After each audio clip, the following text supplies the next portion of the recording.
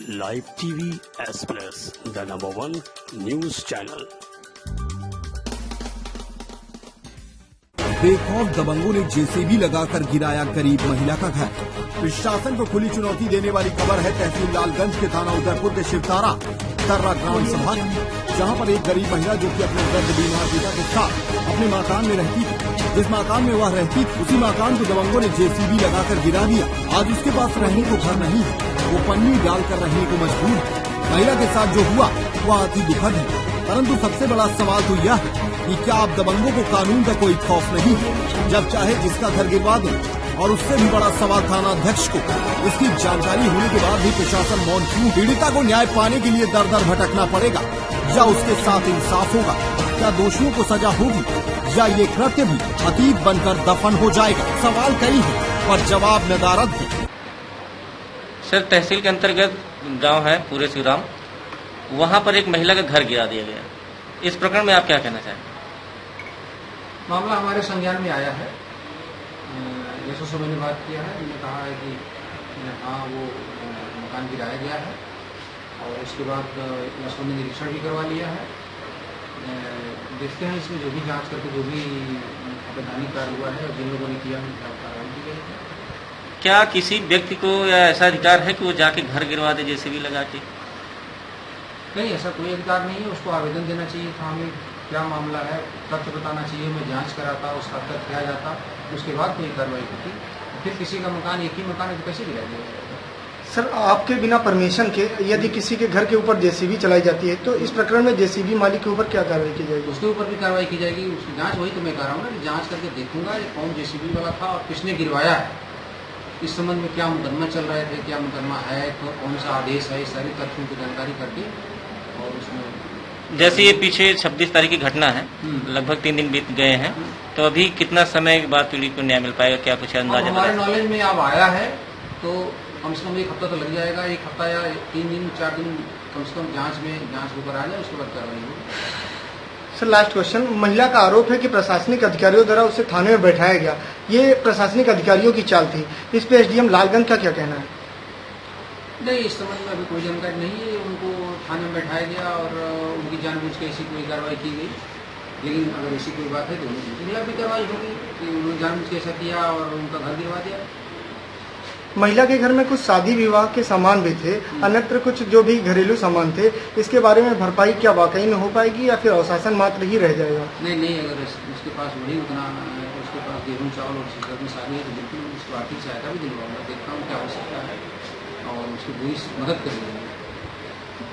ना गुंडा ना गुंडई राज, जिस स्लोगन के साथ में भाजपा सरकार बड़ी तेजी से प्रदेश में अपनी सरकार बनाई थी और उसको लेकर योगी सरकार ने बहुत तेजी में काम भी किया था। लगातार धरपकड़ हो रही थी अपराधियों की और गुंडई पर लगाम लगाया जा रहा था। उससे संबंधित लगातार निर्देश दिए जा रहे थे क्षेत्र अधिकारियों को, थाना अध्यक्षों को और पुलिस प्रशासन को इतना दिया गया था निर्देश की जिससे कि गुंडा और गुंडई पर ज्यादा से ज्यादा लगाम लगाई सके। लेकिन अभी आपको कुछ दिन पहले की मैं घटना दिखा रहा हूं, इस पर इस तरीके से यहाँ पर गुंडई देखने को मिली है कि ना किसी प्रकार का प्रशासनिक अधिकारी थे, ना किसी प्रकार का प्रशासनिक अधिकार था, फिर भी यहाँ पर डायरेक्टली आकर जेसीबी लगाकर एक मकान को धराशायी कर दिया गया।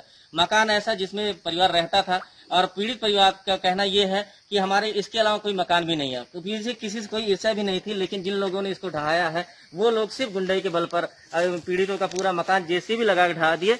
ग्राम के लोग यहाँ पर थे, मौजूद थे, मौके से पीड़ित को यहाँ से हटा दिया गया था बहाना बना के, लेकिन वहाँ पर ग्राम के लोगों ने बताया और उनसे ये सारी चीजें जानकारी मिली कि जो लोग आए थे वो बहुत ही दबंग किस्म के लोग थे जिन्होंने किसी की नहीं सुनी और जेसीबी लगा के पूरा का पूरा मकान ढहा दिया, जिसमें कि यहाँ पर बहुत सारा नुकसान भी देखने को मिल रहा है। मकान ढह जाने की वजह से किसी प्रकार के रहने की कोई इनके पास कोई और जरिया नहीं है, किसी तरीके से पन्नी डालकर रह रहे हैं। इससे शिकायतें भी की गई है, लेकिन अभी तक प्रशासनिक मामला किसी प्रकार की कोई कार्रवाई नहीं कर पाया है। हमारी टीम यहाँ मौके पर पहुंची है और देखने से भी प्रतीत हो रहा है किस तरीके से यहाँ निर्दयता और बर्बरता की गई है, जिसकी वजह से यहाँ के पीड़ित इतना ज्यादा परेशान है। क्या इसी प्रकार से गुंडा और न गुंडई राज का सपना सफल हो पाएगा या योगी सरकार के अलावा इस पे जो भी जागरूक यहाँ पर जिससे भी जुड़े हुए प्रशासनिक अधिकारी हैं, क्या वो इस पे कोई संज्ञान लेते हैं? क्या पीड़ित को न्याय मिल पाता है? इससे संबंधित आपको हम फिर बताएंगे। अभी तो हम यहाँ के पीड़ित से ही जानना चाहेंगे कि यहाँ की क्या स्थिति है और किस प्रकार से उनको सताया जा रहा है।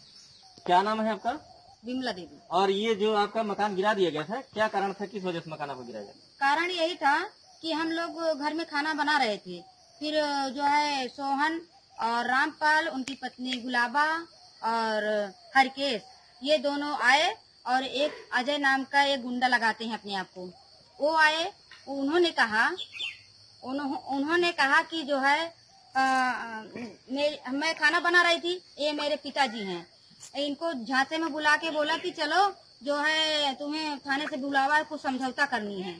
तो हमने कहा कि रुको, हम गांव का पूजा है, आज हम पूजा करके भगवान को चढ़ा दें तो हम चलें। कहे नहीं 2 मिनट में हम 4 चक्के में बैठो, मैं छोड़ देता हूँ।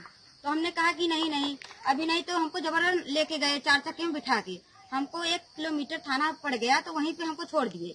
बोले रुको, मैं 4 चक्के में गाड़ी तेल खत्म हो गया है, मैं आ नहीं। तो हमको जबरदस्ती लेके गए 4 चक्के में बिठा के, हमको 1 किलोमीटर थाना पड़ गया, तो वहीं पे हमको छोड़ दिए। बोले रुको, मैं 4 चक्के में गाड़ी तेल खत्म हो गया है, मैं आ रहा हूँ, फिर तुमको लेके चलता हूँ। फिर होते करते 2 घंटे बीत गया, मैं भूख प्यास के मारा मर रही थी। फिर वहाँ से वापस लौटी तो यहाँ देखी तो मेरा जेसीबी पूरा धान बियान कर दिया। यहाँ आए हम रोते, मेरा पिताजी मैं रो के कि हम कहाँ खाएंगे, क्या रहेंगे, कैसे, बारिश का मौसम।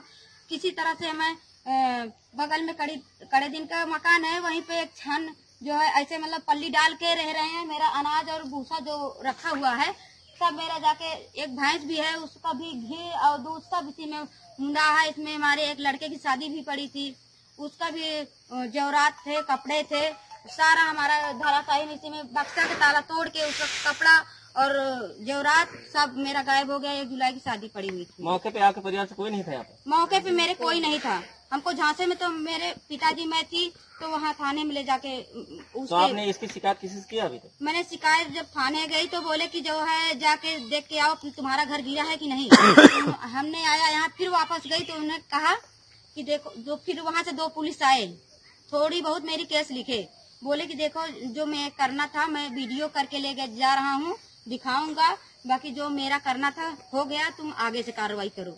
अभी तक आपको कोई कार्रवाई नहीं हुई यहाँ पर? अभी तक कोई कार्रवाई नहीं। जिनके खिलाफ आपने यहाँ पर FIR दर्ज करवाया था, उनकी कोई धरपकड़ हुई कि नहीं? कुछ नहीं, अभी कुछ नहीं। वो जो मुजरिम गिराया आज तक यहाँ पे दिखा ही नहीं पड़ा। कब की बात है ये हमारी 26 तारीख की बात है।